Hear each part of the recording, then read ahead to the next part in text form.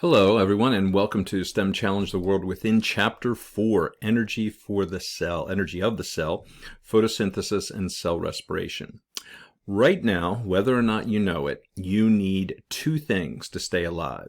You need the oxygen that you're breathing in, and you need energy from the food that you've eaten earlier.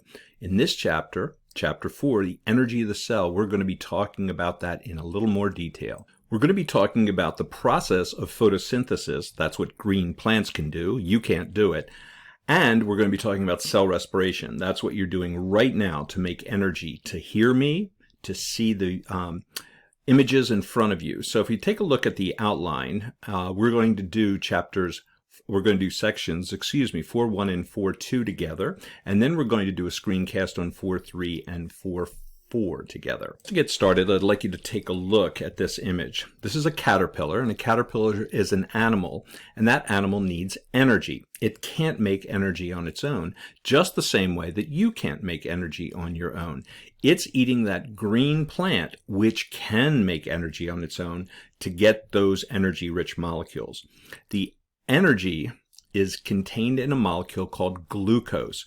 So this caterpillar is eating this plant in order to get glucose molecules, which are energy-rich molecules. And we're going to discover in this chapter how those energy-rich molecules are made and how we break them down to make energy.